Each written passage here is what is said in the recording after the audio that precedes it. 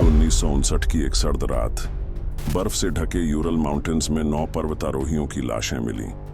लेकिन ये कोई आम हादसा नहीं था, क्योंकि इनकी मौत के पीछे जो सबूत मिले वो किसी हॉरर फिल्म से कम नहीं थे।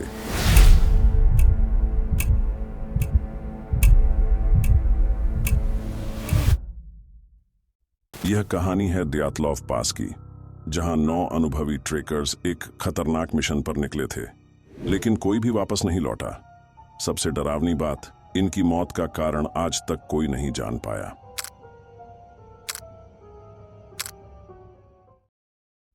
तेईस जनवरी 1959 को इगोर डायटलोव की अगुवाई में 10 ट्रेकर्स का ग्रुप इस मिशन पर निकला, लेकिन रास्ते में एक सदस्य वापस लौट गया, जो शायद उसकी जान बचने की सबसे बड़ी वजह थी।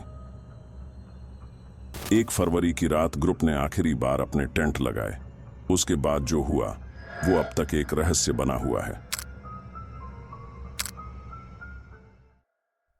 जब इनकी लाशें मिलीं तो देखा गया कि टेंट अंदर से काटकर फाड़ा गया था। यानी ये लोग खुद किसी चीज से इतने डरे हुए थे कि भागने के अलावा कोई और ऑप्शन नहीं बचा था।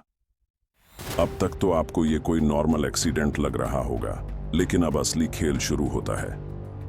कुछ ट्रेकर्स की खोपड़ी टूटी थी, किसी के शरीर पर अंदरूनी चोटें थीं, लेकिन बाहर कोई घाव नहीं था। और सबसे डरावनी चीज, एक महिला ट्रेकर की जीभ और आंखें गायब थीं।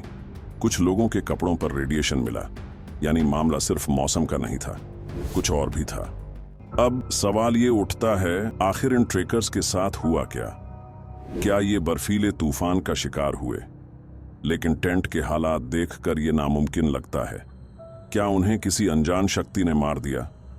लेकिन कोई बाहरी पैरों के निशान नहीं मिले। क्या ये कोई सीक्रेट वेपन टेस्टिंग का हिस्सा थे? लेकिन सरकार ने इस पर हमेशा चुप्पी साधे रखी। क्या उन्होंने कुछ ऐसा देख लिया था जो उन्हें नहीं देखना चाहिए था? कुछ गवाहों ने उस रात आसमान में चमकती रोशनी देखी थी।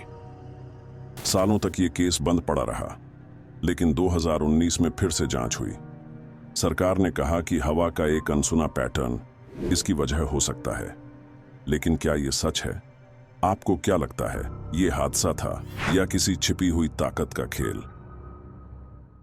अगर आपको लगता है कि इसमें कुछ और राज छिपा हो सकता है तो कमेंट में बताएं और वीडियो को शेयर करें।